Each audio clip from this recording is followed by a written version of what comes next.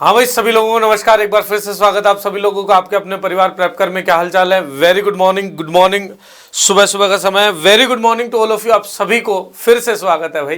क्या हालचाल है? और उसी लाइन से चालू करेंगे आज की क्लास भी कि भाई सुना है समुद्र को अपनी लहरों पर गुमान आया है।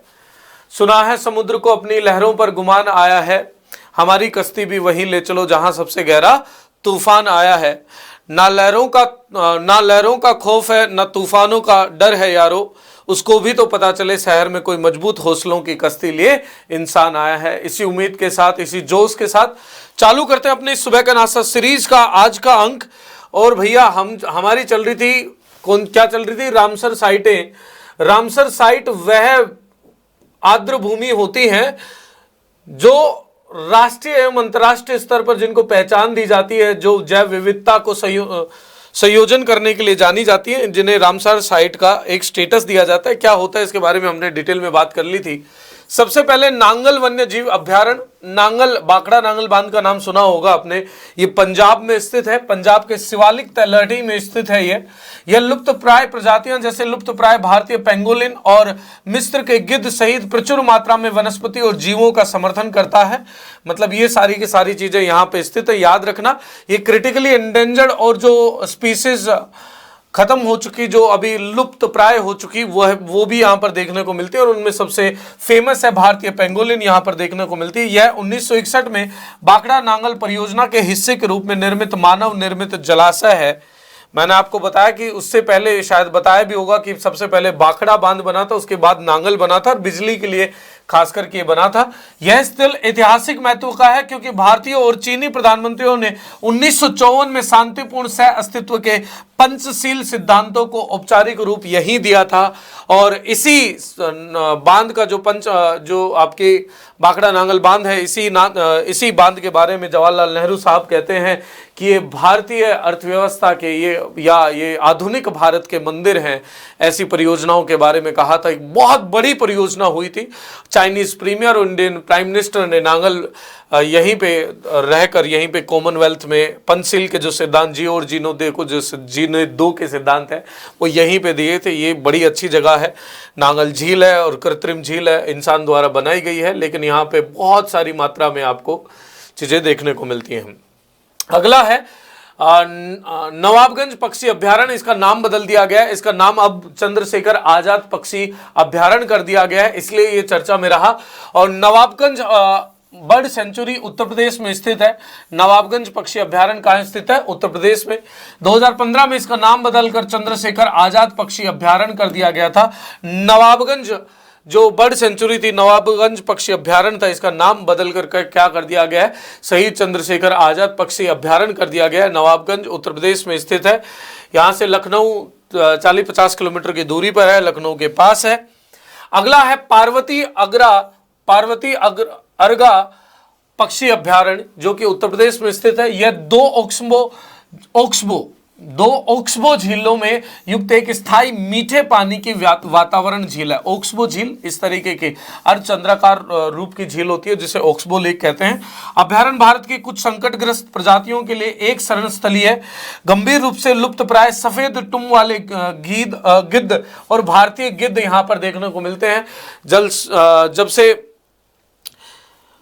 जब से लोग रासायनिक पदार्थों का उपयोग करने लगे हैं, रसायनों का, कीटनाशकों का प्रयोग करने लगे हैं, तब से भारतीय गिद्ध लगातार कम होते चले गए हैं। और खासकर कि पहले जानवरों में एक इंजेक्शन दिया जाता था दूध बढ़ाने के लिए, भैंस वगैरह, गाय वगैरह में दिया जाता था, और उनको गिद्ध खाकर बहुत सारे बीमार पड़ जाते थे और उनकी सांसें रुक जाती थी। इस कारण से वो कम हो गए थे। इसके लिए अब बहुत सारे गिद्ध रेस्टोरेंट भी खोले जा रहे हैं और ऐसी तमाम चीज़ें करी जा रही हैं। गिद्ध वैसे भी हमारे लिए प्रजाति के रूप में या पर्यावरण के रूप में तो महत्व रखते ही हैं। इसके अलावा कुछ धर्म विशेष के लिए भी ये बहुत महत्व रखते हैं।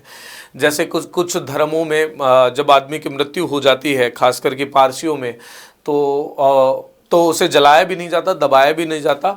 एक टावर होता है, बड़ा सा टावर होता है, उस पर उन शवों को रख दिया जाता है और उन्हीं से जीव उन जो गिद्ध होते हैं उन्हें खाकर अपना जीवन करते हैं। बेसिकली उसमें पारसियों के उसमें धर्म में ये होता है कि ये किसी ना किसी को लाभ देकर जाता है इंसान, इस तरीके से।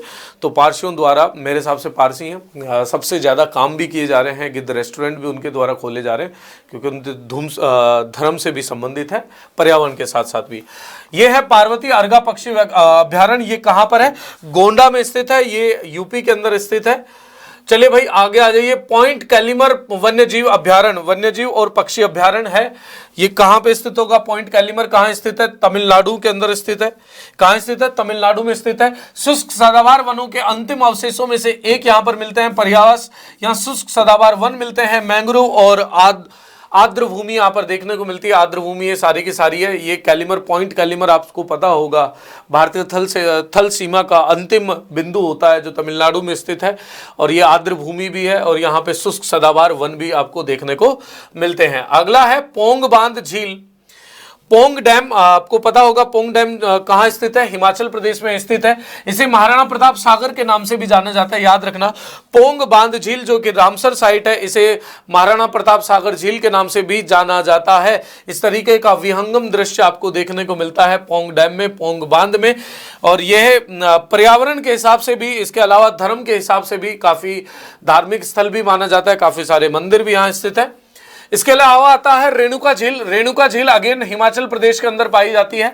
मीठे पानी के झरनों और अंतर्देशीय भूमिगत क्रास्ट संरचनाओं के साथ एक प्राकृतिक आर्द्र भूमि है। यहाँ पर भूमिगत क्रास्ट जो संरचनाएं भी हैं वो भी देखने को मिलती है। भूमिगत क्रास्ट समझते हो क्या होता है? ये होता है कि अंदर भूमि के अंदर क्या होता है कि ऊपर से रिसता है ना, पानी रिसता है, तो यहाँ पर यदि चूना पत्थर एकत्रित है तो वहाँ अजीब सी अंदर एक गुफा बन जाती है, जिसके अंदर एक ऐसी अपने अलग अलग सी एक ऐसी चोटियां सी बन जाती हैं, ऐसी शेप सी बन जाती हैं, जिसे क्रास्ट बोलते हैं, भूमिगत क्रास्ट बोलते हैं। ये भी यहाँ पे रेणुका झील में देखने को मिलती है। रेणुका झील कहाँ स्थित है? हिमाचल प्रदेश में स्थित है। रोपड़ वेटलैंड, रोपड़ आर्द्र भूमि की बात करूं तो ये पंजाब में देखने को मिलती है। पंजाब कहाँ है? पंजाब में रोपड़ कहाँ स्थित है? पंजाब में। सतलज नदी के पानी को मोड़ने के लिए बैराज पानी के निर्माण से बनी झील और नदी का मानव निर्मित आर्द्र भूमि ये देखने को मिलती है। ये मानव कृत्रिम है बेसिकली। रोपड़ झील इस तरीके का काफी बड़ी झील है, आपको बताया कि जल को रोकने के लिए बनाई गई है। इसके बाद आती है रुद्र सागर वेटलैंड, रुद्र सागर आर्द्र भूमि या रुद्र सागर झील जो कि त्रिपुरा में स्थित है। यह गोमती नदी में बहने वाली 3 बारामसी धाराओं द्वारा पोषित एक जलाशय है। यदि मैं बात करूं रुद्र सागर झील की, तो रुद्र सागर झील त्रिपुरा में स्थित है और इसमें 3 बारामसी मतलब साल में पूरे साल बहने वाली नदियां हैं, और गोमती नदी के अंदर बहने वाली वो सारी की सारी इसमें है। यह IUCN red listed 3 striped roof turtle के लिए एक आदर्श आवास है। रूफ्ड टर्टल 3 स्ट्राइप, एक कछुआ, विशेष प्रकार का कछुआ मिलता है जिसपे 3 स्ट्राइप मिलती हैं, जो कि क्रिटिकली इंडेंजर्ड है। विशेष रूप से इसका ध्यान रखा जाता है और सरकार द्वारा इसके लिए काफी सारे प्रोग्राम भी चलाए जा रहे हैं। रुद्र सागर झील इस तरीके से देखने को मिलती है, किनारे पर महल और आपको मंदिर इस तरीके से देखने को मिलेंगे।